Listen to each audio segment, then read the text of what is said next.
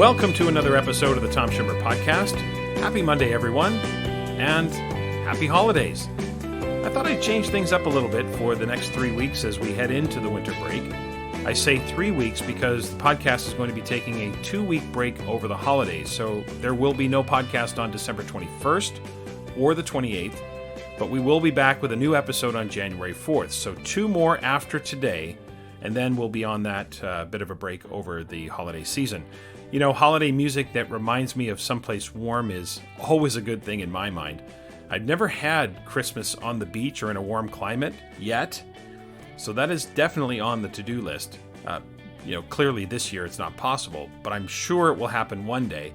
Well, I'm going to make it happen because it's always something I've thought would be a great experience. High drama in fantasy football this week. I'm currently leading my opponent, but my opponent has 2 players left, and according to the projections, should end up beating me. That will make next week's final regular season game critical for playoff positioning, but it's not over yet. Still got to play the game, so we'll see what happens. I, of course, will update you next week on what happened and then what's happening in the final weekend, because I know my fantasy football trials and tribulations are what truly matter to you. It's why you subscribe to the podcast, right? Look, I know there are a lot of podcasts out there, and I just want to thank you again for choosing to listen, especially to the listeners who listen every week. I appreciate your loyalty and your feedback and all of that. I also want to welcome any new listeners that are out there joining me for the first time. Your listening and maybe even subscribing means a lot, and I appreciate the support. Any ratings or reviews on Apple Podcasts would be greatly appreciated, especially those of the 5-star variety. Those ones are really appreciated, but again, only if you're up for it. I appreciate it. This week I have Tara Barton, who's joining me all the way from Melbourne, Australia. Speaking of warm weather for the holidays, Tara's joining me for the interview today. Tara is the founder and director of ServeLearn. It is her consulting and leadership company that focuses on how teachers and schools can implement a service learning model. So we dig deep into that, and we make some connections between 21st century skills and more authentic learning experience. So it's a great conversation about service learning. 2 questions in Assessment Corner this week, one about the role of memorization and one about distinguishing between tasks and assessment. So 2 questions there. That's today's plan. Lots to get to. So let's get to it.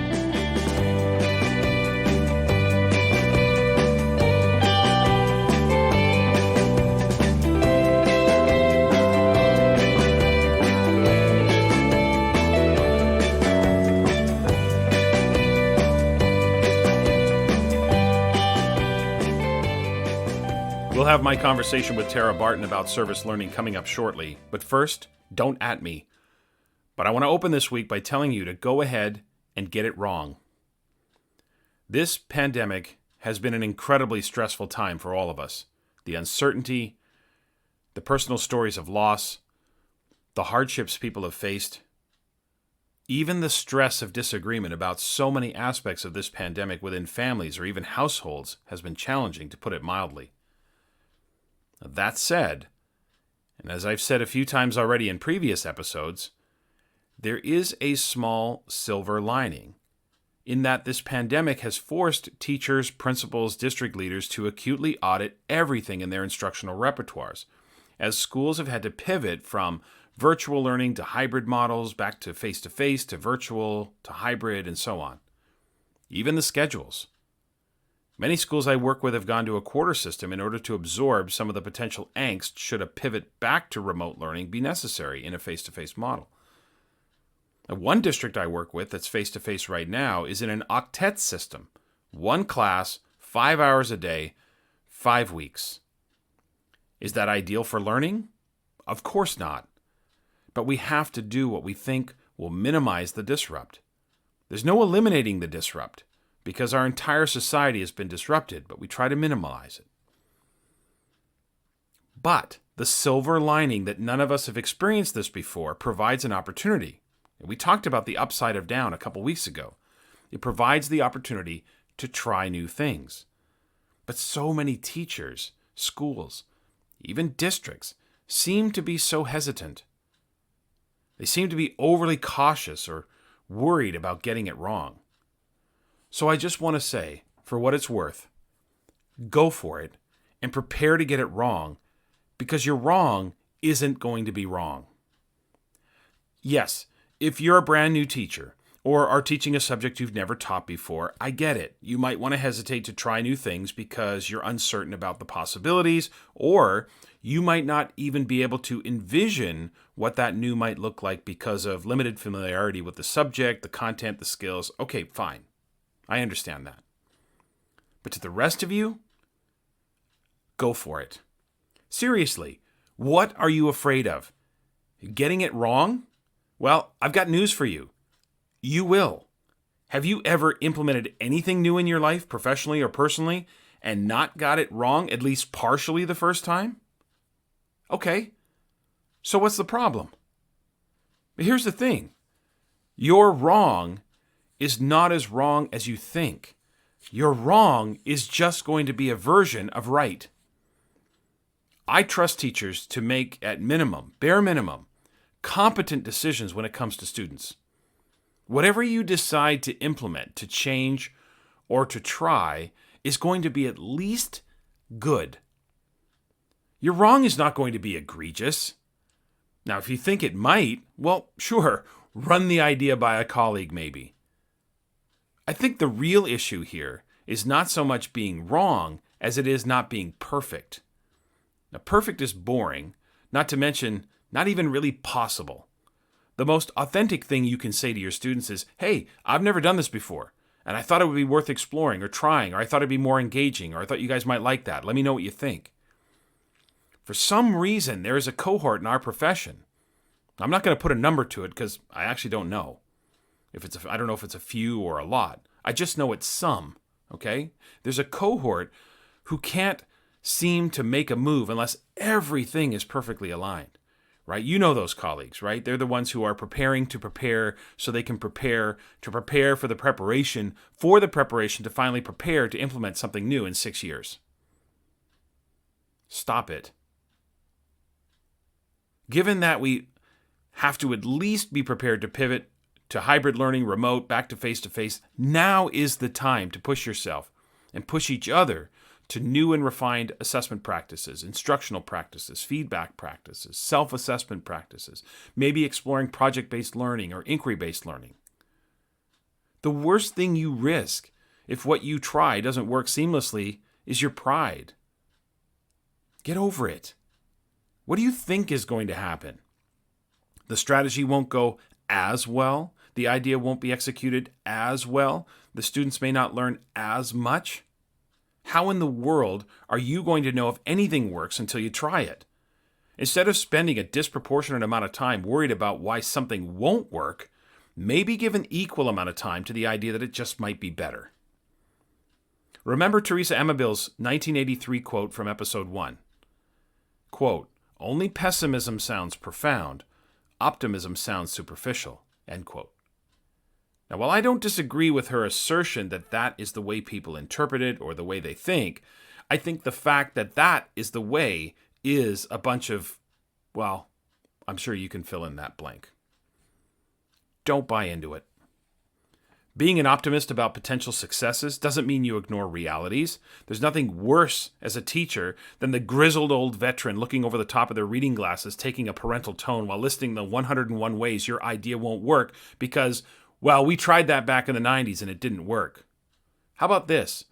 You tried that back in the 90s and couldn't make it work. I can. How about that?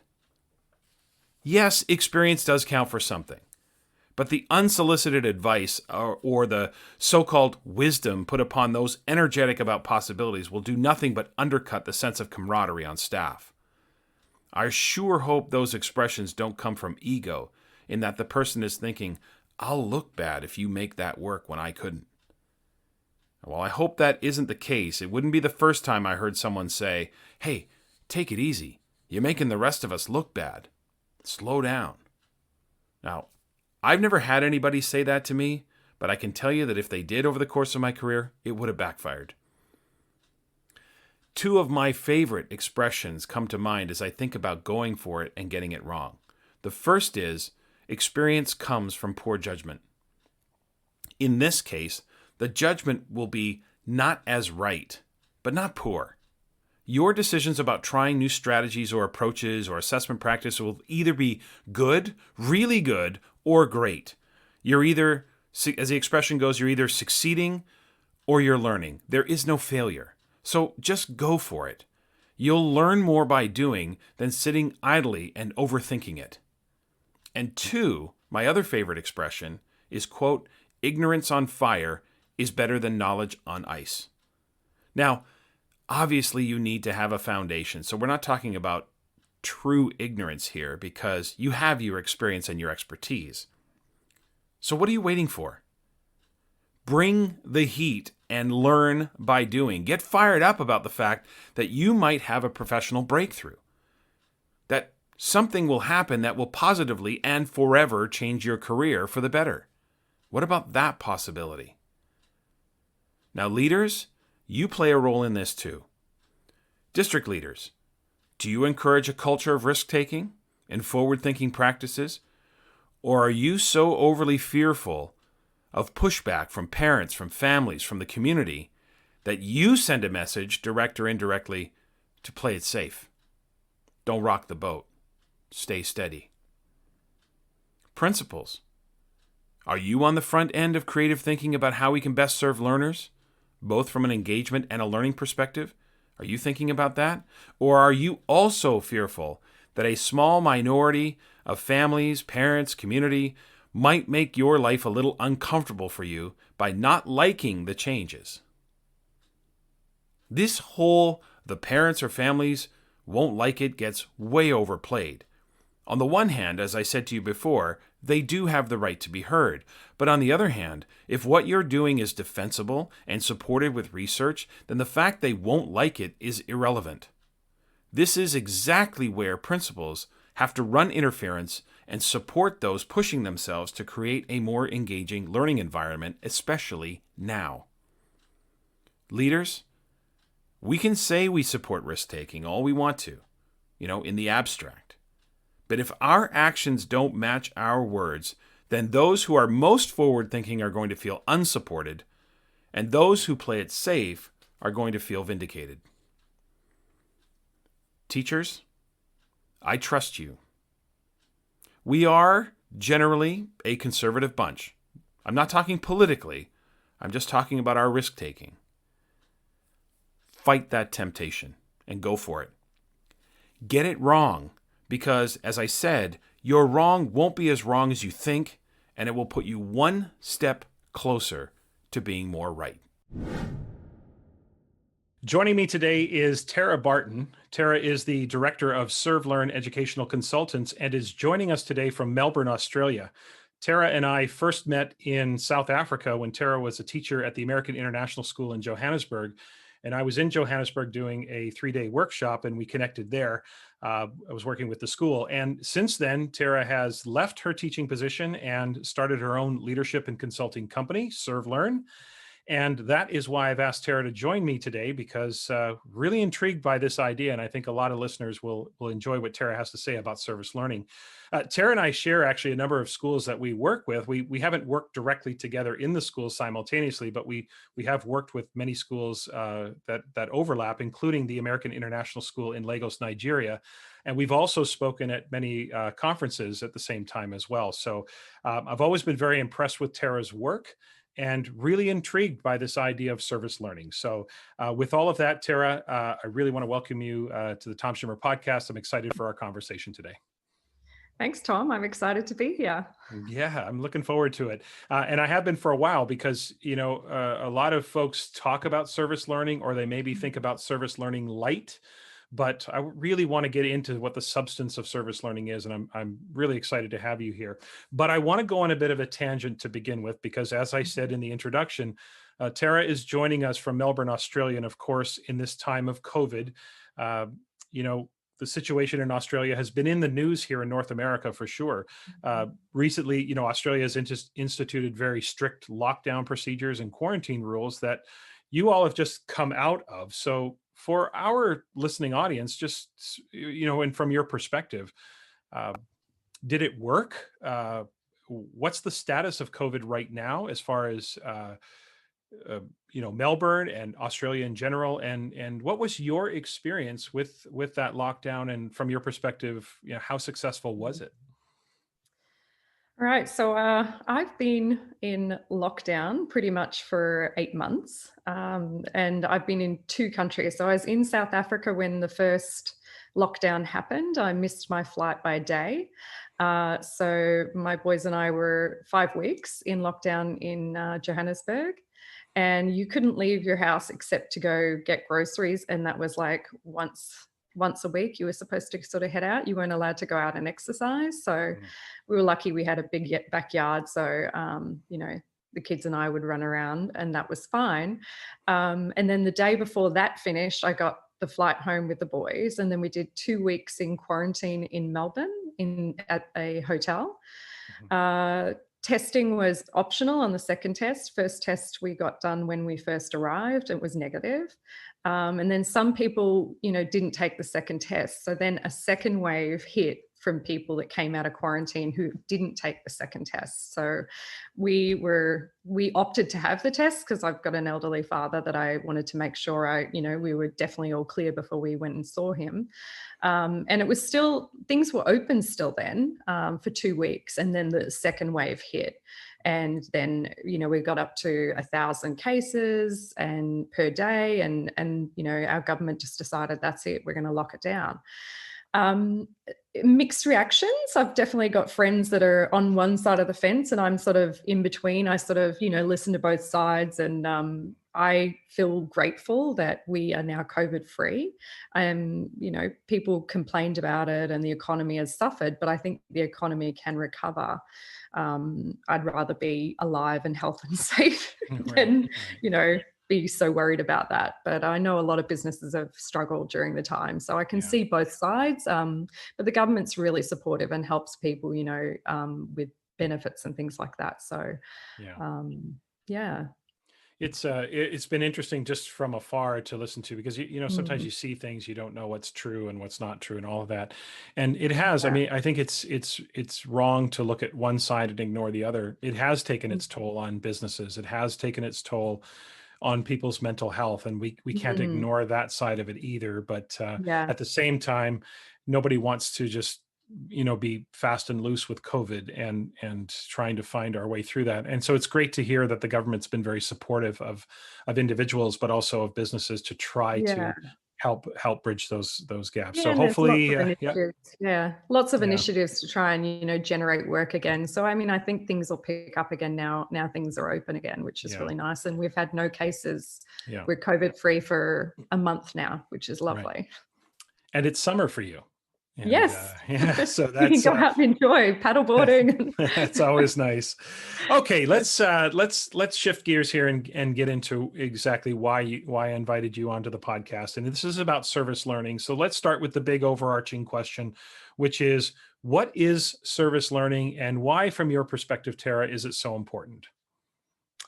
So most people know of community service, and in Australia it's quite unknown, service learning. So it's even hard to sort of, you know, have a conversation with people because most people don't understand it. In America, most people understand what service learning is, but it's always been one of those questions that comes up, and you've got to. I find it's easier just to break it down into parts. So like I said, most people know community and service, and that's a big part of it. But we need to include learning in that equation, and that's where service learning comes in. So, the way I've been taught service learning and been practicing service learning with teachers is through the 5 stages, Okay. and the 5 stages really help students and teachers understand how to get to action in a positive and meaningful way.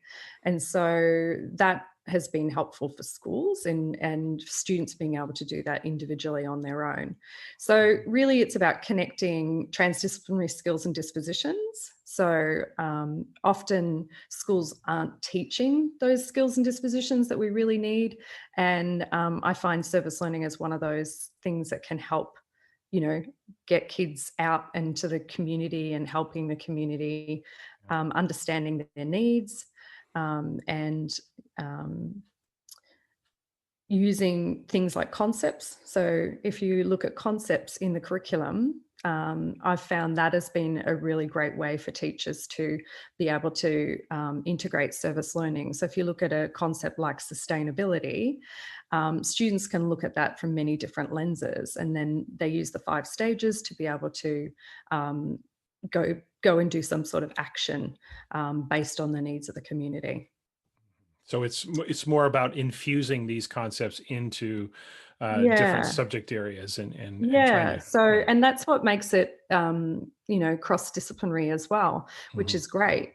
So it can be in any subject area, mhm, So our curriculum that we've created is really about having those concepts and units, basically. mhm, And we've set it up in a way that, every grade level to start with has a concept that they're working on, K-12. mhm. And the idea is that everyone is doing service on the same day of the week, Okay. basically, 1 hour once a week. And that way, all students are doing service learning and all teachers are involved with service learning at the same Mhm, time. And mhm. it's not often in schools, it's one person's job to sort of do service learning, but every school vision and mission is about, raising responsible global citizens, right? But Right. we often don't think about how we are actually doing that in schools. Mhm, And so, what happens if you have a service learning program is that you've got kids that come out and want to do service. It's an intrinsic motivation. They're passionate about what they do mhm. because they've had those opportunities. And so, a big part of what we need to be doing in schools is offering those opportunities for students for that Right. collaborative learning with the community. That is such a good point about, how often we put in our mission statements or vision statements, so, the idea of a global citizen or responsible global citizen or, Mhm. but when do we get to the point where we actually talk about how we're going to develop that? I was intrigued by the Venn diagram that is on your website and that you Yeah. definitely spend a lot of time sort of sharing, and the idea about those 3 essential components of service learning, Mhm. teaching and learning. And you mentioned that earlier about the learning Mhm. part being important. So there's the teaching and learning part, there's the collaboratives and the partnerships, right? And Mhm. of course, there's the service part. That's those Yeah. sort of 3 together bring together Mhm. that service learning part. So how do all 3 of those interrelate more specifically? And in your mind, how do they bring together the ideal of what service learning can be all about? Yeah. Well, I suppose it's important for schools to know where they're at too. So we have a survey on our website so people can, take that for free and know exactly where they're at. But you have to have partnerships with the community. You Mhm, need to look at what's happening in the curriculum. So when I was talking about the concepts, so if we just even look at the curriculum and the partnerships, bringing those together, bringing experts to students to understand important global issues, mhm. and then the service comes. That's the latter part. So we shouldn't be jumping straight into service. We need to understand the community partners. And I say collaboratives because sometimes we don't always have a partnership that is, reciprocal all year long. It might be that a partnership, a collaborative is just like a one-off, like you might be working with someone from the UN on human rights. Mhm. So that's what I'd probably call a collaborative. Maybe once off during the year, during a unit, they might get the experts in. So, but a partnership should be an ongoing reciprocal relationship during the year. And ideally working with many different students and different groups depending on what their needs are. Mhm. And we want to have a range of partnerships. So when we look at partnerships with schools, we're looking at, do we have a partnership with the environment, working with people, working with animals, because then we're sort of covering all of those areas that students are interested in as well. Mhm. Um, so yeah, many different partners you can have. And, when I was at ASJ, we had, so many, it was, Yeah. the Yeah. overcapacity with partners at some stage. So, Yeah. you have to develop things to be able to, make sure your partnerships are sustainable and projects Right. are sustainable and keep growing.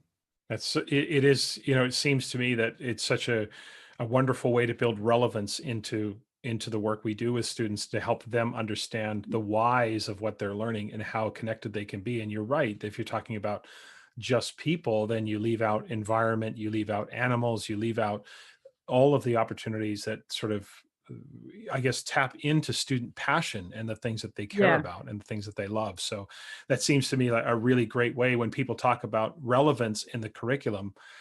A Mm. service learning model seems to be a way to really get at not just the global citizen part, but then also talking about how we can connect what the students are learning to a real authentic kind of experience, right? That level of authenticity Exactly. seems, yeah, Yeah. We talk about authenticity, and you can't get more authentic than doing action with students, in the community, yeah, collaboratively with partners. I mean, right. it's a that beautiful reciprocal relationship. They're learning from each other. Hmm. And you can set up all sorts of, projects in the classroom, but it's not Hmm. the same as getting out into the community. And Right. there's different types of actions students can do as part of the service. So we Hmm. talked about the connecting the curriculum as well as the partners. But when we Hmm. talk about that, the types of actions students can do, I had a few teachers ask, well, we can't do service during lockdown and COVID. And I was like, what do you mean? There's many different types of action Right. kids can be involved in. So Hmm. um, there's advocacy, you can do indirect, direct, and Hmm. research. So there's Right. many different avenues. And you can always do direct action later. You can still do all the research and prep yourself to be able to do the direct Okay. action. But Right. yeah, there are just different options. So it's getting kids to think, okay, well, what else could I do while I'm at home and still be helping people in the Right. community. Right. So is that kind of the key to, if my passion is not local, if my passion Mm, is, say I have an environmental concern or something I'm yeah. very passionate about, but it's not a local issue, it's more of a global issue. So you Mm. can't really immerse me into that environment. So how does that, is that what you're talking about with the indirect Yeah, influence of the research? indirect. Yeah. So you might be creating a website for an organization, that's a need that they have, Hmm. that they're, a small business, they're doing great things, but they haven't got a marketing, or they're, Right. they're not on social media. So those are the Hmm. sorts of things students could be involved in to sort of help Hmm. out. Yeah. It might be an advocacy campaign for that, Hmm. cause that they put on Right. TikTok, So there's things Hmm. kids can be doing, and programs that they're interested in, apps that they love using. It's just matching those together. Yeah, I think, for me, and maybe this is true of many adults, we kind of, Mm. rightly or wrongly, probably wrongly, think of service as that direct, hands-on. I'm Yeah, immersed in that environment. But as you talk about a social media campaign or a website, yeah, marketing awareness, there's just so many ways that students can contribute in meaningful ways that don't require them to be in those environments. So I love that. exactly. Yeah. Really, really great perspective on that. So I know you talk about the 5 most essential outcomes that drive personal growth and student development. And they are a strong sense of identity. You talk about connection and contribution to the world, which is clearly what we've been talking about. Mhm. A strong sense of well-being, being confident and involved, and being effective communicators. So I want to ask you kind of a two-part question about those 5 essential outcomes. Uh, Yeah. why those 5, but more importantly, how does service learning, how does the model maximize the opportunity for students to grow in those 5 areas? So for me, I think it's one of those things where kids they're sort of pushed to grow in those areas because they have to be able to communicate. They have to be able to problem solve. Mhm. They need to have empathy to understand the issues and how they're going to work with the community. So all of those I call them global competencies, because Okay. they're skills and dispositions kids are going to need in now and in the future. Right. So the more opportunities we can give for students to be able to be immersed in Mhm. developing those skills, um, I like to give students some goal setting and reflection at the start of the service learning process, and even at the start of the year, at the start of the unit, whichever, where kids self-assess those skills. So how am I a communicator, whether I'm written or verbal, or what skills do I actually need to improve? So they self-assess, they understand where they're at, and then they can set goals through their service learning or through their unit they're working on to actually improve on that. So it's about them knowing where they're at and knowing what they need to do to actually improve in that area. Yeah.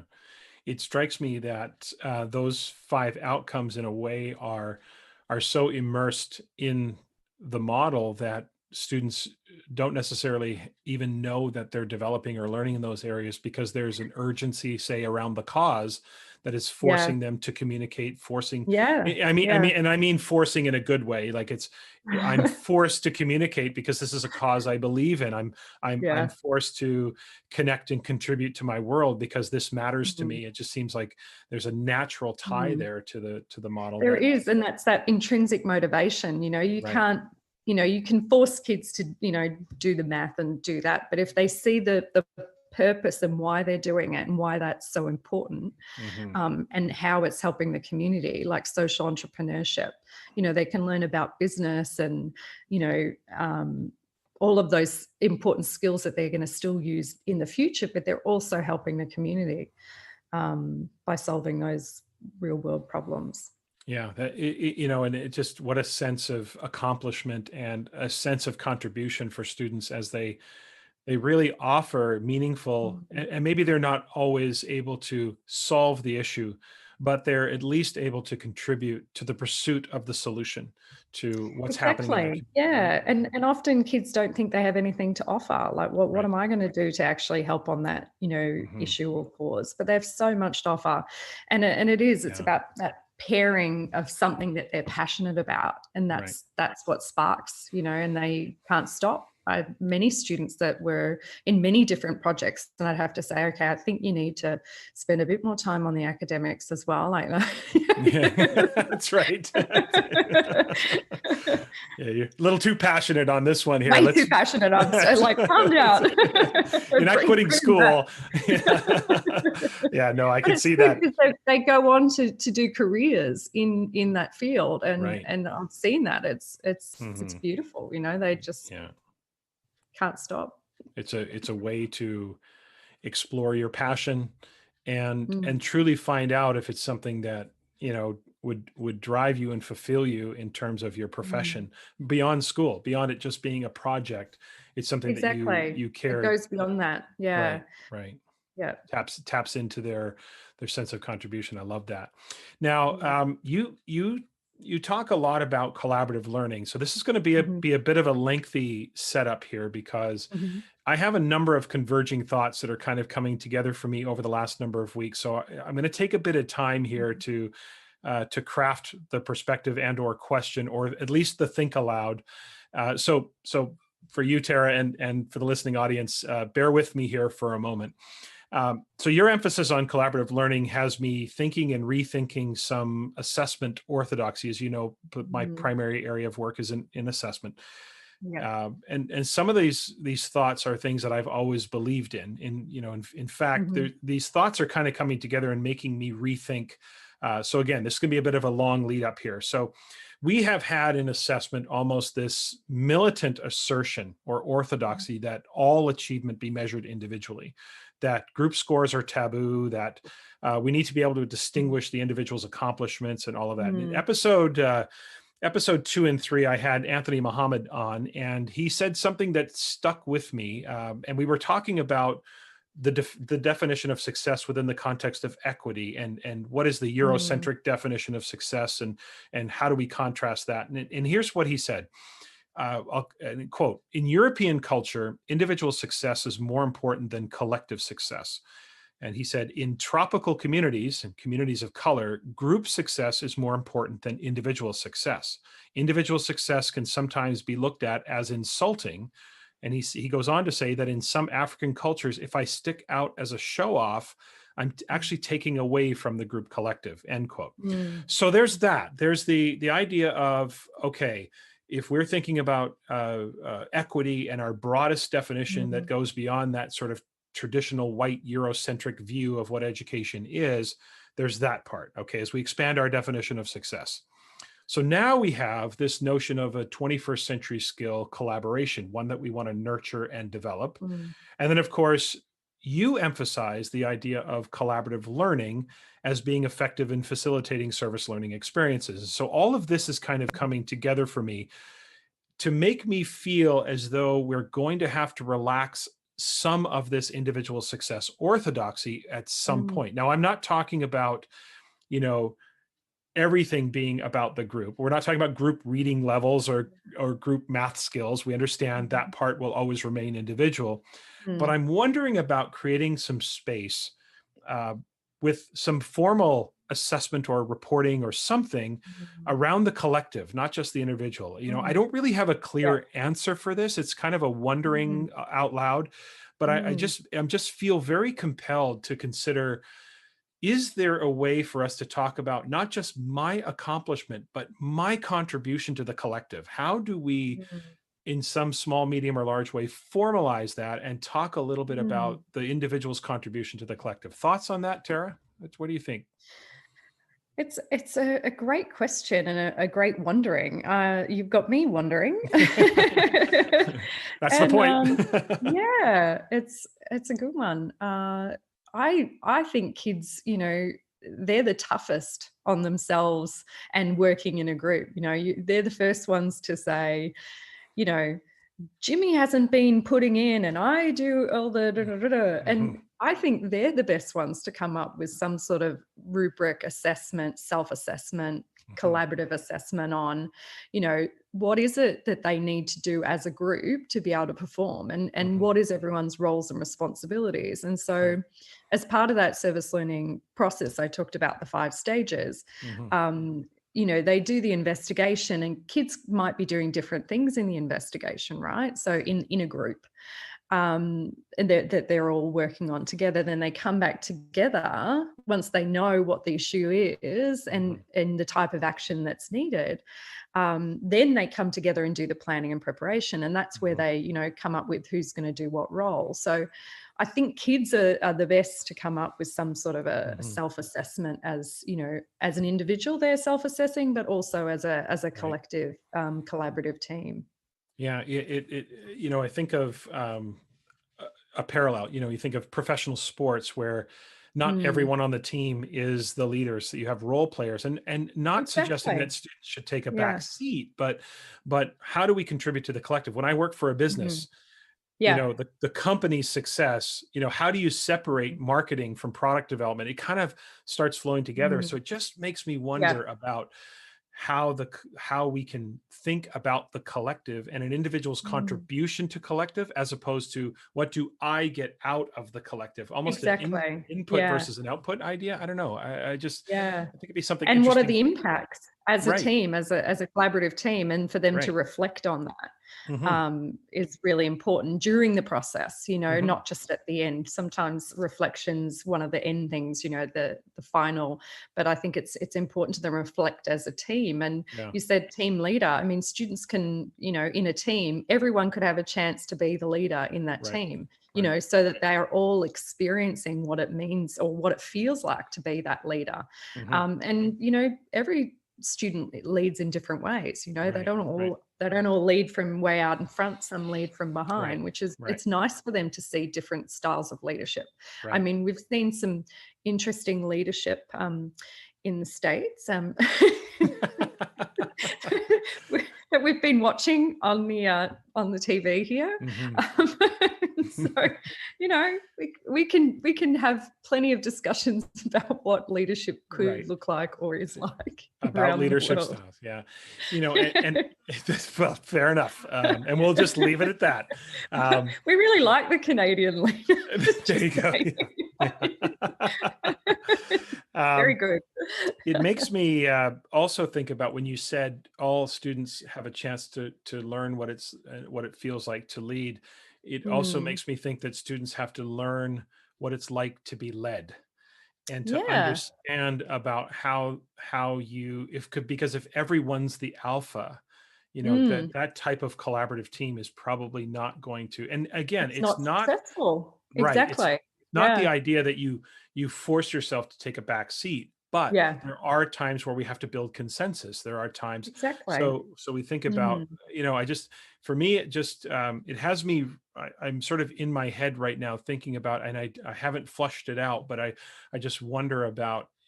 I think that the service learning model really does help contribute to the idea of how do I contribute to the collective?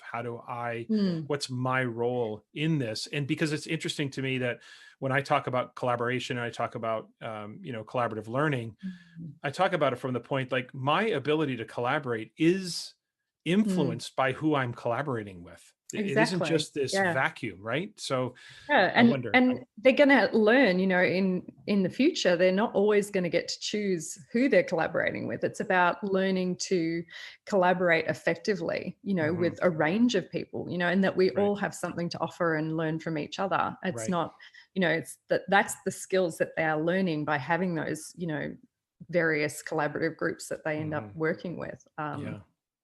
It And seems, appreciating the diversity and equity, in yeah. everyone's got different skills and Mhm, abilities, and being able to appreciate that, or agree to disagree, and we all have biases and things like mhm, that. Those are those great conversations kids that end up having yeah, working in those collaborative teams. So yeah. I think that's been hard for kids during COVID. They feel so isolated at Mhm, home, and mhm, we still need to have those opportunities for students online to be able to collaborate together and mhm, talk to each other. I know right. my son, who's 10, really struggled with that because there was a class of 20, and you know they just didn't get to talk to each other, Right. and that was the saddest part. It Mhm. was like, oh, they just need some collaboration time just to talk to each other. Yeah, it just is. I think it really has brought to the forefront the how much we all miss that human connection, right? And Yeah, students are no yeah, different. Yeah.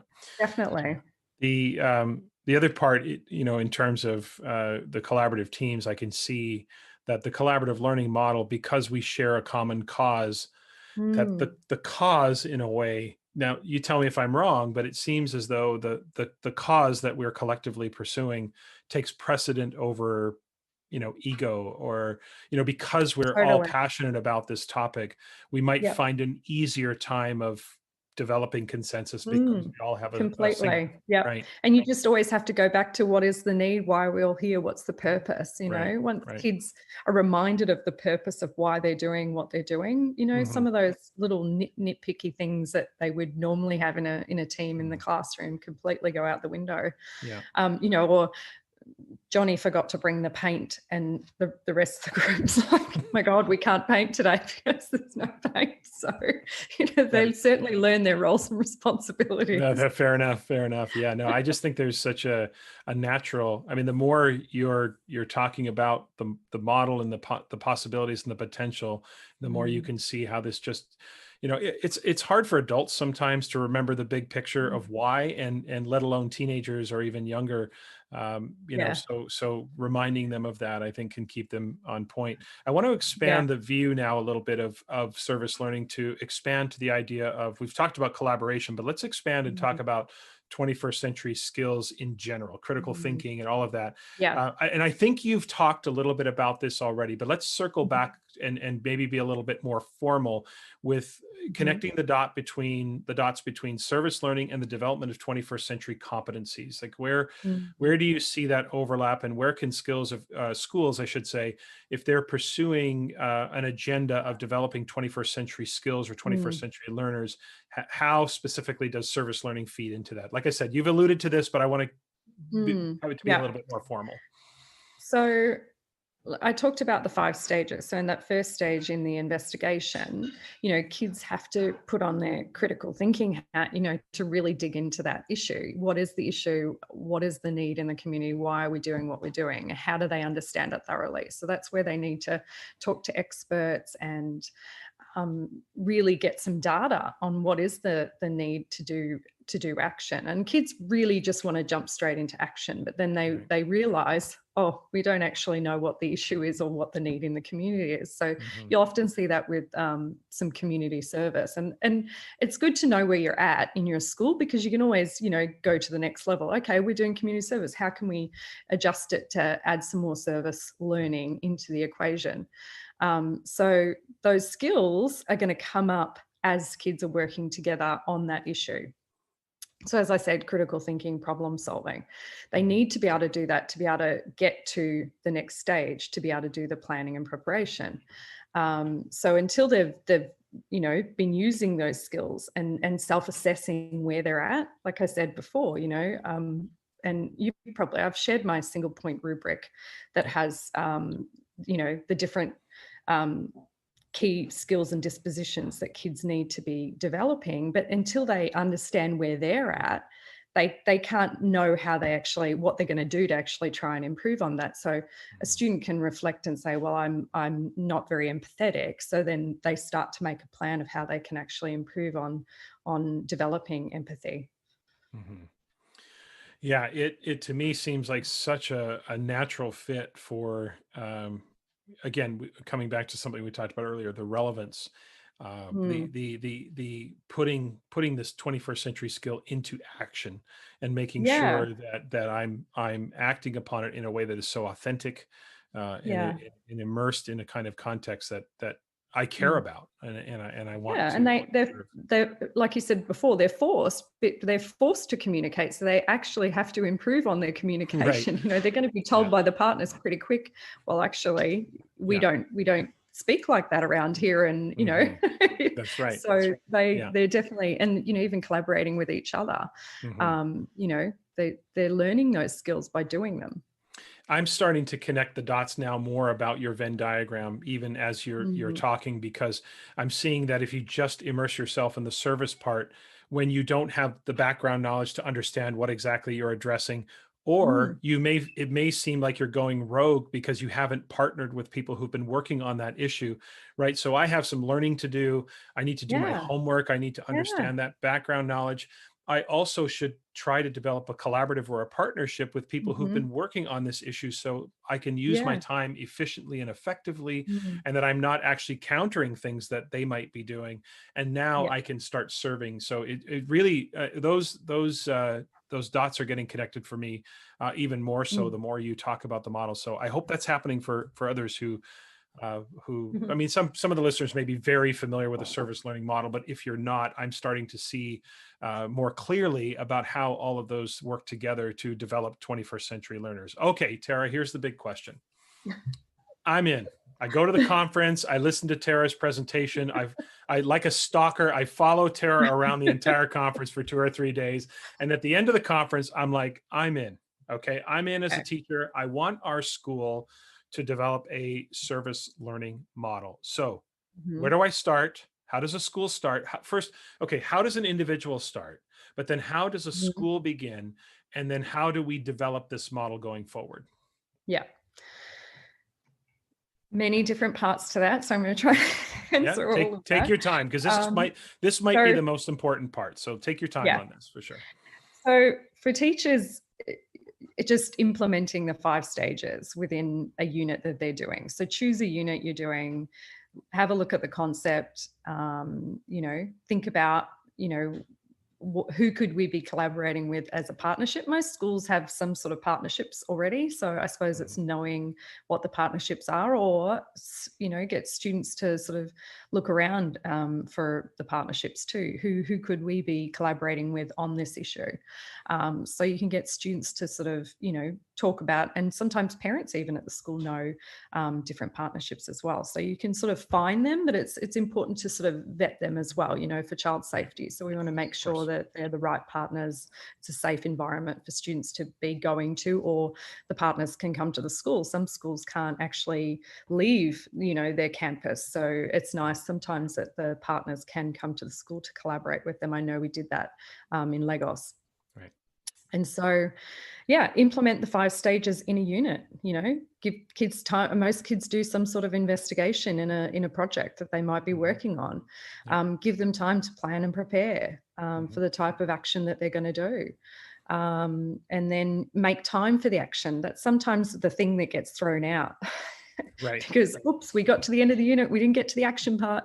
Right. But there's different ways you could do it. You might do the investigation in Unit 1, then you might do the planning and preparation in Unit 2. So there's different approaches that schools and teachers can, apply to that. And I told you a little bit about our serve learn model, where 1 hour once a week, which is what we did in Lagos and at Vin School in Vietnam as well.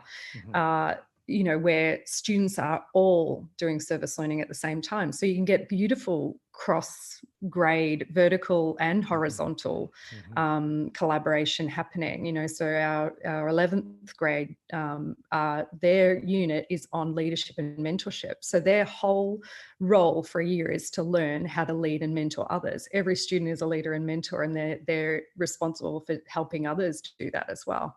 So they're working with younger grade levels and in developing those skills. That's really, I love that idea of, so individual teacher, the way to get going is to just start to infuse those stages. Just infuse it in a unit. Yeah. Right. Try the 5 stages in a unit. I mean, we develop standards and benchmarks, backwards planner, backwards design. So the standards and benchmarks, we have standards and benchmarks for the 5 stages, and people can access them on our website if they want to have a look at those. Right. They're free to use. And then from a school perspective, I really love that idea of the everyone doing the service learning and being able to mix the students in a way that allows for that extra layer of mentorship, and almost as though a cause or a focus can have a long-lasting legacy as kids graduate, but then new kids move through the school. If it is in fact even a K-12 school, as many international schools are, but even if you're a high school or a middle school or an elementary school, there is still overlap and the opportunities for students to learn from each other, that leadership and mentor. And so they're at the start that's the first year basically, but then after a couple of years when the teachers are used to it and the students are used to, we have this time, we're doing our service all together, everyone's involved. You can choose which concept you want to do, right? So imagine that, students and teachers choosing which concept they're passionate about that they want to work on. So then you've got vertical and horizontal, teams all collaborating together on something that they're really passionate about. And maybe it's, a half day, maybe it's, so they're spending a lot more time on it. Maybe the units every 6 weeks, you've got a different one. You go choose another one that you're interested in doing. That's that real personalization to the learning that can happen with, using those concepts and teachers and students choosing things that they're interested in, collaborating together. Maybe it's something you don't know anything about. I don't know anything about, human rights. So I'm going to go and do that human rights unit, So, that's the possibilities that I see, after several years of doing the serve learn curriculum. That's my ideal. People usually look at me like I'm a bit out there, but I'm like, can you imagine everyone choosing what they're going to do? I can imagine it because, there is something to the idea that, when you're young, I mean, this is probably true of some adults as well, but when you're young, sometimes you don't even know what you're passionate about until you're exposed to it, right? Until you have those opportunities. So I've had people ask me before, well, should it be mandatory? And I'm like, well, to an extent, I think all schools should have some sort of service learning involved where all students are involved in that. So at the start, when I was at AISJ and I set up the program, it was a mandatory and a graduation requirement. So all students were involved, and it was IB, but it wasn't, the rest of the school wasn't, had the IB program. So it was like, well, why are they only doing it in grade 11 and 12? Why are we not doing that down in elementary school? So then it was, okay, so schools need to think about how are they preparing students for grade 11 and 12. So, we had students using Manage Back, to in grade 9 and 10 so that they were ready as soon as they went into grade 12. 11 and 12, they knew the 5 stages. That was before the 5 stages was part of CAS. We were already implementing that way before, so, and then students in elementary and middle school are getting those same experiences. So every year students had access to those opportunities in units. And I still feel that's really important. So schools need to know where they're at and then what they need to do to make those next steps. I said we've got a survey on our website that sort of asks those specific questions, and that ends up forming part of your framework. So do you have clarity and consistency, in your school about what is service learning, why are we doing it? How does it link to our vision and mission statement? A lot of schools, like I said, have it in their vision and mission statement, but they're not actually living it. So until you self-assess where we're at, it's hard to know those steps that you need to take. Is there professional development? Is there time for teachers to do the planning? If there's some of those little elements are missing, the program's generally not sustainable. So that's the idea, is to get a sustainable program. Right, for sure. Now, as far as the program at the school level is concerned, do you recommend that, assuming, there is a budget, assuming there's time, space, et cetera, I can imagine that schools could be overwhelmed eventually with the number of partnerships. So do you advocate for there to be a coordinator or somebody who definitely focuses on that? So talk a little bit about that. So when I was at ASJ, I was the coordinator, but then I needed divisional reps as well in each division. We had 2 campuses, so Pretoria and Johannesburg. So we had, reps at Pretoria and reps at Joburg, so that you're also growing leadership and mentorship. So you're not the only one who is running the program. Everyone has a responsibility, and the partnerships, I would always do the sign off on which partnerships, because I knew what we were looking for and what the connections in the curriculum were. So we developed sort of a little criteria list of how to sort of evaluate a partnership. Do they have the same sort of vision and mission, aligned with the school? Is it safe? We always also had a no cash policy. So it wasn't about, a handout, it was more about a collaborative together. So that was always in those conversations I'd always have at the start, finding out those real needs is important. And what worked really well is having all the partners meet each other as well, because then they, could collaborate on different things as well. So big part is having partnerships, but you could just have one, just partnering with another school, you can do all sorts of things, depending on what their needs are. So so it's just something to think about as a school's model begins to evolve. You may get to a point where you want to consider one or a handful of coordinators. And obviously the proof of need would be that there is a groundswell of support and the kids are clamoring for this opportunity. They're interested. And they want to collaborate. That's right. So I want to finish by just giving you a chance, because I think there's a lot of really great content on your website. servelearn.co is the website. And I'll mention that again at the end of this interview, but to make sure that people are able to get there. But could you talk a little bit about, you have so many great resources. There's a blog, there's some free resources. Talk about, when people go to your website, which I would really encourage people to do, because it really is, it's user friendly. There's a lot of great information there. What's on the website? What can people access when they're there? And what are some of the things? You mentioned that survey. So let's talk a little bit about what people can find on the servelearn.co website. So we have a range of different services that we provide with different consultants around the world. They also have full teaching jobs. So I'm the main person working full time in Servelearn, but we have many different consultants that can help around the world. So we really tailor our strategy to meet the needs of each learning organisation. So it's understanding what the needs of the schools are, and maybe it's professional development that teachers need to get that understanding. Maybe it's student leadership training. There's so many different elements. You might be unit writing. So during COVID lockdown, we ended up taking all what we would do in person in a workshop and putting them online. So we now have a 101, a 201, a 301, which is the coordinator one. So the 101 is basically what is service learning? Why do we do it? So it's a great place to start. And, we can do packages for schools. 201 is really digging into curriculum and the alignment. So, having a unit that you want to integrate service learning in. And then we help people do the 5 stages and an assessment that would go with that. And then the 301 is the coordination. So what do you need to do as a coordinator to run a school? A lot of schools say, your bags, you're it, you're the coordinator. And they go, what do I do? What do I do?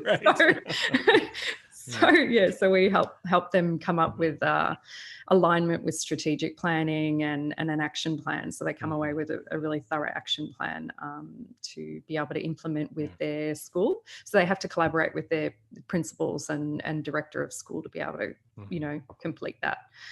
So and then we have the student leadership one as well. So getting students to be the leaders. So what I really loved at ASJ was that the students were really running the program. In the end, the teachers were the facilitators, and it was great because they would run all the leadership for all the new students and help mentor. They would go and set goals, do feedback, do the funding. It was incredible. So to be able to get students to really lead a school in that program is quite powerful. So that's our student leadership one as well. That student leadership part reminds me of just listeners, you'll recall that in episode 4, I had my colleague Nicole. Episode 5, she's in Minneapolis, Tara, and she has this organization, a nonprofit called Thrive Education, which is putting students in as partners and reimagining education. And it just reminds me so much, different, context and different themes, but the same idea of putting students at the forefront as real partners in the learning experience, as opposed to just giving lip service to it. So it's just a lot of dots connecting for me in terms of the collective work.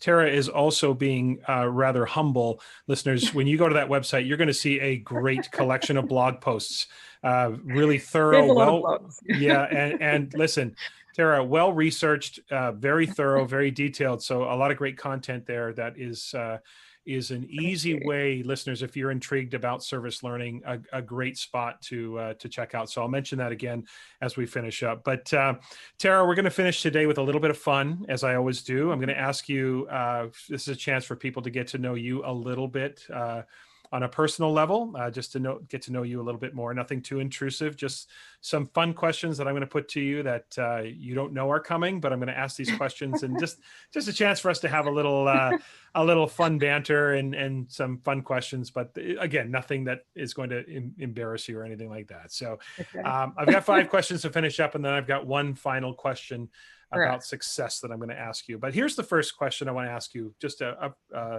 personal perspective. If you had to choose, if you had to choose between these two, one vacation for 4 weeks or 4 vacations of 1 week each? 4 vacations, definitely. Okay. And how come? Why 4 vacations of 1 week each?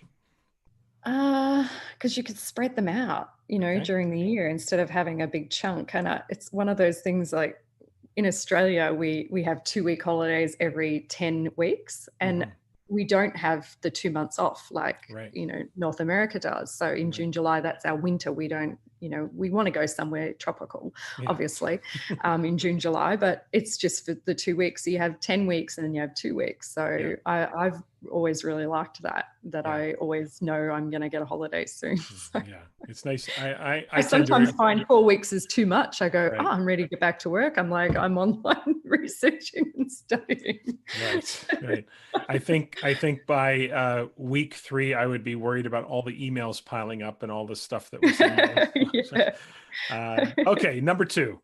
What was the last song, band, or playlist you were listening to before we came together for this interview? What's the last song you listened to? Oh my. I'm not going to be able to check. So No, I know. And I'm trying to remember. I always just have the radio on. Honestly, I don't. Okay. I don't How about remember this? what actual song I was listening to. No problem. Favorite band or solo artist growing up when you were a teenager? Who was your favorite? Who you were obsessed with? In excess when I was a youngster. I was really into them. I had lots of favorite bands, and Dave Grohl, I kind of liked his stuff too. So, I'm a big NXS fan as well. So that we have in common. nice. 3. What is the one thing about Australians that people outside of Australia almost universally misunderstand? I know you're not a monolith, but people have a perspective on Australians. What are we getting wrong? What do we get wrong about Australia or Australians, or what is it that we continue to misunderstand? I think Australians are a little sarcastic, and their sense of humor is a little different. Okay. As opposed, I mean, there's a lot of banter, and I think people misinterpret that. Is that okay. obviously we know they're joking, but other people find it sometimes a little offensive. So don't take our banter offensively, because we're just bantering. That's just the way you are, for sure. It's just how we are. Yeah. And we have lots of slang. And so what I also learned was that one thing that was very interesting is that you guys, that you should know this, and I didn't know this until I worked in Kuwait. You guys call it a fanny. we call something else. Okay. Other side. Anyway, it's very confusing. A girl told me she fell on her fanny, and I was like, oh my God, that's really. Oops. You can cut that out. That's fine. Hey, it is what it is. That's one thing you should know. This is don't say fanny. That's right. Don't say that in Australia. It's and all thong. And thong. Yes. Well, yeah. Exactly. There you go. There's two things. There you go. It's all about the learning, Tara. That's right. Flip-flops. That's right. Number 4, if you were forced to change careers, like say education wasn't on the table, and let's just assume schooling or training is taken care of. If you were forced to change careers, what would you choose and why? What's another career you'd be intrigued by? I'd probably work for national parks in conservation. Yeah. Okay. Quite passionate about that. Yeah. So doing regeneration projects and things like that. Erosion, and I don't know, it's kind of my little pet projects that I do on the side. I live close to the beach, so I'm working on a conservation project down there. We've got some erosion, so I'm replanting, and probably that. Okay. So you just had to throw that in there, that you live close to the beach. You just want to rub it in a little really bit close, more. Literally over the hill. Yeah. It's okay. We're fine. We're all fine, Tara. 30 degrees. It's beautiful. Okay. Enough already. All right. Last question. This is a question that around Christmas time always gets debated, and it's the question about Die Hard, the movie. Is Die Hard a Christmas movie? If you're a Die Hard fan, it is, definitely. Yeah. Okay. All right. So that's 2 for 2. Last week, Bill Farrader said Die Hard was most definitely a Christmas movie. So the yes side of this equation is 2-0. It's always interesting that a movie, just because it takes place at Christmas time, there's that debate about whether it's actually a Christmas movie. But so far, then the it yes is. side Well, what is a Christmas movie? What qualifies for a Christmas movie? Does it have to have Christmas carols or a Christmas tree? Right. Yeah, that's exactly. A postman, a Santa. Right. Well, if you're watching there's a certain formula that most Christmas movies follow, but we'll see. It's interesting though. But it must be interesting, I guess, from a North American perspective. You grew up this way, but from a North American perspective, unless you live in the southern part of the United States or somewhere, being in a warm climate at Christmas time is just something that is atypical for me. We're at the beach. Wonderful. Yeah, we're at the beach. I never understood why Santa was always in those woolly clothes. As a kid, I was like, why is he not wearing his beach outfit? He should be at the beach. It's too hot. It's 30 degrees usually on Christmas Day, and we're all in the pool or at the beach. Just an interesting difference between we I guess we always assume things about where we live and forget sometimes that these things take place at the same time of year, but the weather's not the same and the traditions may Yeah. not be Traditions are always not the the same. same. Yeah. Right, for Yeah, we sure. don't have the mulled wine because it's not cold. It's Right, it's right. warm. We're like, put some ice in that. Right. Exactly. All right. I have one final question for you, Tara. And this is a question Okay. I've been asking all of the people I've interviewed, because one of the things I'm trying to do with the podcast is kind of run this theme about success and happiness. And, eventually we're going to expand that as far as the podcast is concerned. But I'm finishing every interview with this question. And it is the question of success. If a random person stopped you on the street and asked you, what is your definition of success? How would you answer them? What would you say to them?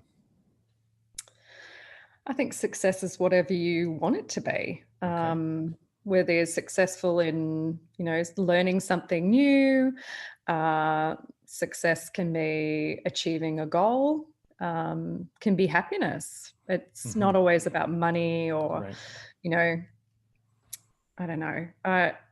It's a hard question to actually answer. Yeah. For me, it's about being happy and in happy in where you are in your life, wherever that may be. So it's interesting the way that it makes me think that as you're answering that, it's not, the person saying, what is your definition of success? And you're turning that around on them and saying, what is your definition of success? Like, how do you define it? And then seeking out whatever that definition is. I mean, that's an interesting take on that for sure, that it really is up to each of us to define what we think success is. And then and I try think to we all accomplish have a that. different opinion on what success is. So it's a great one to chat about. It's a personal definition for sure. Tara, I really appreciate you taking the time to join me today. Listeners, I would really encourage you to follow Tara on Twitter. Her Twitter handle is at Tara M. Barton. That's on Twitter. You also follow the Serve Learn handle on Twitter. That's at Serve Learn Co. Co at the end. And Serve Learn Co. is also on Instagram. So if you're on Instagram and you want to follow Serve Learn Co. there as well. And Tara had mentioned, we talked a couple of times about the website. The website is www.servelearn.co. And that's where you can find all of those great resources. Tara, again, I really want to thank you for carving out some time for this. For me, and I hope for listeners, it's been very insightful in terms of learning about what a service learning model could look like. And I'm sure many listeners are inspired to either begin their service learning journey or maybe reinvigorate their service learning journey and begin to focus and take it to another level. So I want to thank you so much. And I know at some point down the road, we'll have a chance to do this again, but thanks so much, Tara. Thank you so much, Tom. It's been fun. Great. Awesome. In Assessment Corner this week, I received a question, actually two questions, from Teresa, the chemistry teacher from Illinois and part-time curriculum director. You'll recall that Teresa also submitted a question in episode 4 about student accountability. So, Teresa, I really appreciate you sending these questions in. Teresa's first question is essentially this: how much reliance in the age of Google should teachers place on memorization? And my very quick answer to that question is not much. I'm not sure when it comes to memorization that the extremes are really that beneficial for the conversation, however. But I pretty much would say not very much at all. Memorization or memorizing everything is, as a task in and of itself, is a bit archaic. Teachers used to be the curators of knowledge. We used to vet the materials, etc. But now information is accessible to students 24/7. Students can fact check us in real time. So that's also something to think about. But although they have access to all of this information, the question, of course, in 2020 is, and beyond, is how do you know that the sources you're accessing are credible? I do still think it's important to know things. I know that there's this sentiment out there that's, if students can Google the answer to your question, then it's not a very good question. And I really do understand the point and I appreciate it.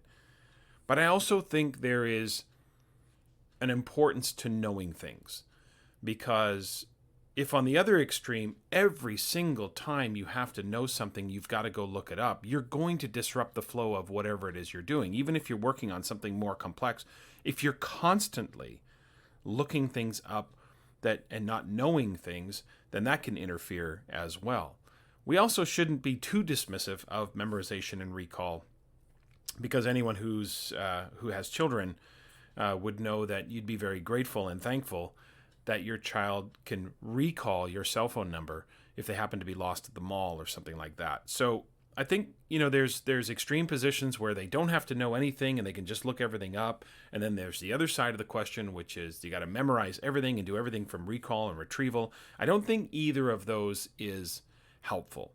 But so let's get a little bit more nuanced with this, because I do think, like an assessment, as I always say, everything in assessment has, nuance and context sensitivity, etc. So I think when it comes to memorization, and again, that word has such a negative connotation, but when it comes to memorization, make the distinction between learning and grading. So for learning, especially over time, retrieval, or at least knowing where to find things, I think you can make the case for that. I think that through experience and through repetitiveness and through practice, students will begin to know things that would be helpful for them to not disrupt the flow of, their higher level thinking, the project or the inquiry-based learning experience that they're having. But as far as grading is concerned, I think memorization should play no role in that at all, because, most of the standards are much more sophisticated than memorizing a number of different facts. And so you already, when you talk about memorizing and counting that towards someone's grade, you already have a disconnect between what the standards were, what the learning goals were, and what the activity of assessment was, and how, the disconnect or the distance between those two experiences. The other part is that the memorization pieces can actually make determining proficiency more difficult. Because imagine a scenario where a student on, say, a fairly, let's just say a fairly traditional or lengthy assessment, a student makes some simple errors or mistakes on the recall questions of the memorized items, right? So it's the simple stuff at the beginning of the assessment, typically how that's organized, right? All the multiple choice or the recall questions at the front end of the assessment. So let's say they make some simple mix-ups on those memorized items, but then they actually correct them later on in the assessment, because in section C or section D of this test, you're actually having them use that factual information for some higher level thinking skills. And it's clear and obvious to you that within the responses to those more sophisticated questions that the student has corrected those misunderstandings, because they weren't misunderstandings in the first place, they were just simple mistakes.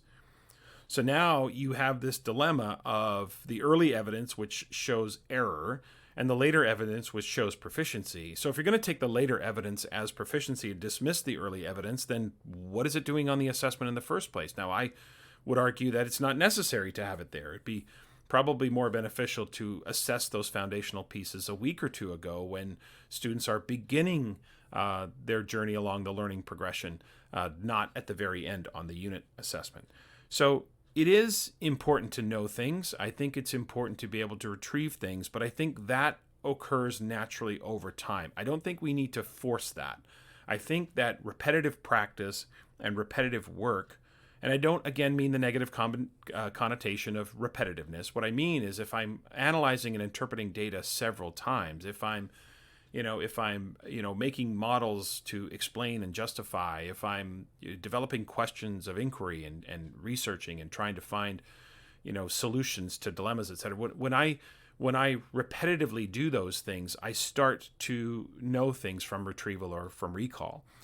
So we have just over the years, so how do you get people to think differently about this? Well, over the years, we've really just almost romanticized trivia, and while you might have just, crushed it on Trivial Pursuit or done well on Jeopardy, we've kind of conflated this idea of memorizing random facts with how quote unquote smart you are.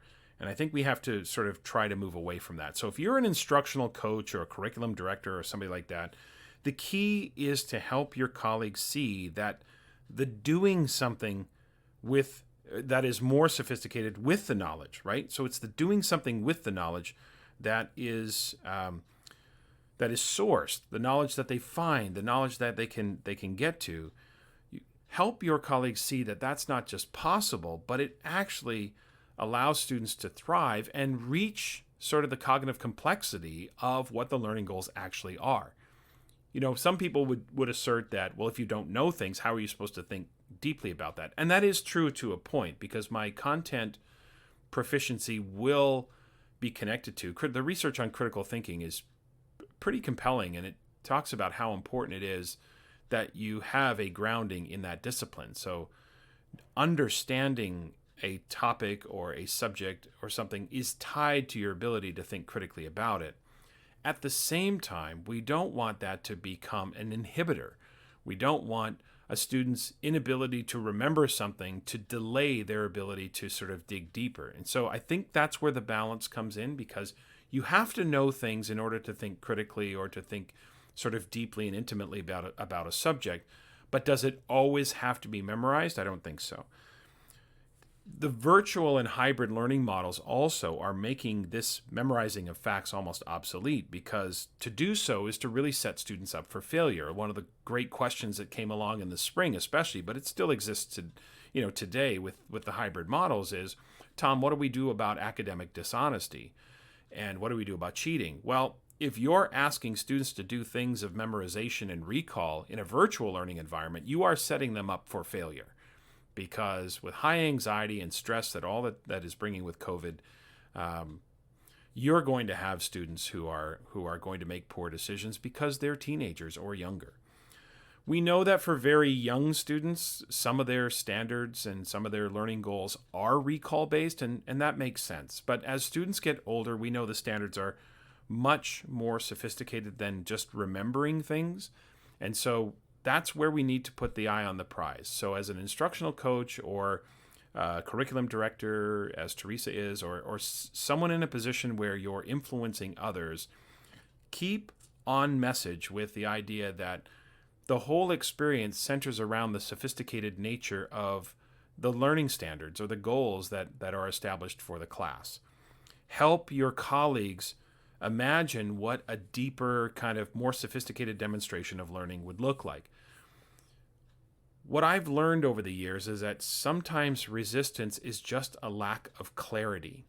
And so some colleagues will resist shifting away from assessments that are about recall or memorization because they can't envision, they can't see what the different would look like. And if I'm a veteran teacher, it's pretty hard for me to admit that I don't know, or I don't get it, or I don't understand.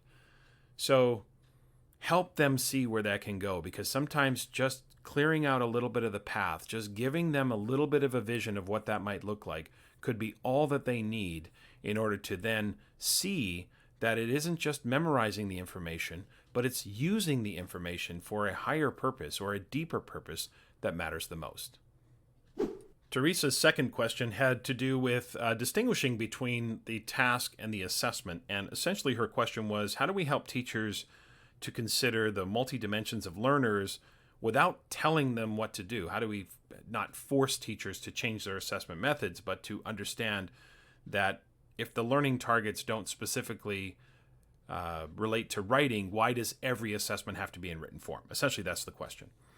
So the first thing I think we do is we just keep reminding our colleagues that assessment is the bridge between what you're making the students do and your ability to recognize the degree to which they've learned.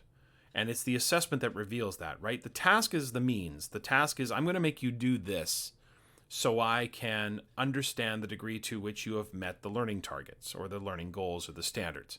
And we know that assessment methods aren't interchangeable. So there are times where the assessment methods are a better fit for certain standards or learning goals, right? So selected response, constructed response, and performance assessment are a good fit for certain types of learning standards. And I'm not going to get into too much of the details with that right now, but But those methods are not interchangeable. They are really locked into certain levels of complexity or certain types of learning goals. But the format is negotiable. So if, for example, we determined that a standard was most conducive to a constructed response question, well, that constructed response, if the standard makes no mention of writing, that constructed response could be in written format, it could be oral, it could also be a project.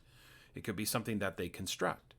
And again, just a reminder, the difference between constructed response and a performance assessment is the level of authenticity, right? Performance assessment is any demonstration of mastery that attempts to emulate the authentic context within which that learning is meant to be applied. So not every project is necessarily a performance assessment or an authentic assessment, but every project is definitely a constructed response.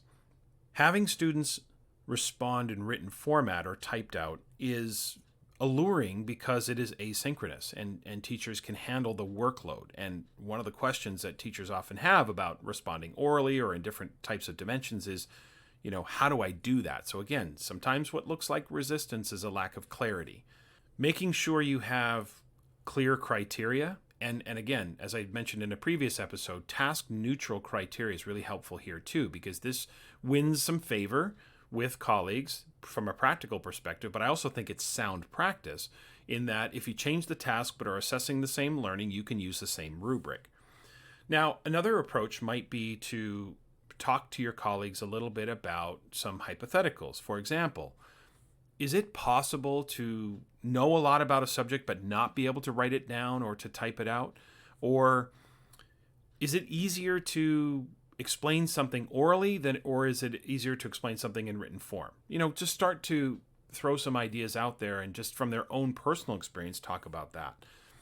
One of the easiest things to do in our work is to just blow the doors open and say to students, you can show me what you know in whatever format you want to, and you can use your creativity and your imagination. That's the easy part. The hard part, the heavy lifting, is the teacher being able to actually identify and recognize what learning has actually occurred. So the challenge we face as educators sometimes is as excited as we might be about giving students an opportunity to show what they know in a variety of formats, we have to be able to look at those demonstrations and recognize and often infer that that demonstration meets this learning standard or goal or outcome to this degree on the rubric or on the criteria. So what sometimes intimidates teachers is the idea of all or nothing. I either do it all in written form or I blow the doors open, and that overwhelms people. So one other suggestion might be to start small. I know it's a cliche, but think big, but start small. Maybe start with 2 choices, okay? And start with where your colleague is most comfortable. So it might be beginning with the teacher saying, you can either do it in written form or this way, say a demonstration, or they could record themselves on voice record apps or record themselves in video format or what have you. And so as teachers gain more comfort with those demonstrations, they may be able to expand the repertoire. The other thing that teachers can do is blow the doors open, but put some responsibility on the students, which is to say, when you come and tell me how you're going to demonstrate your learning, you need to be specific with telling me where to look or what to look for, so how I will know that you have learned that. And that's how teachers can get more comfortable with demonstrations that are somewhat atypical. Okay, so blowing the doors open and just letting students show what they know in a variety of formats is fantastic, and it's a great way to help them take advantage of their creativity and their imagination and their passions and all of those things. But unless the teacher is able to recognize the learning to a fairly deep level of sophistication, then it really becomes almost counterproductive that we can't know that the students have actually demonstrated what it is they were supposed to have demonstrated. So like I said, I know it's a cliche, but think big, start small. Begin with 2 choices or 3 choices where the teacher is most comfortable. Now, it's not just about being comfortable forever. Start with where we're comfortable, but then continue to push ourselves and bring the students into that conversation and say, if you want to demonstrate your learning in an atypical way, you're going to have to help me understand what to look for or what I'm looking at so I can recognize that you meet this learning goal. You see, and if you do that, you only need one rubric or one set of criterion, because that's all you're focused on is the learning. You're not focused on assessing all 10 or 12 different ways that the students are demonstrating. So for me, it's about being clear on what we're focused on, which is the learning outcomes, helping them understand or imagine what this might look like through some of those question prompts, and then talking to them about just allowing for another option at the beginning, and then being able to sort of expand their repertoire going forward. That's it for today.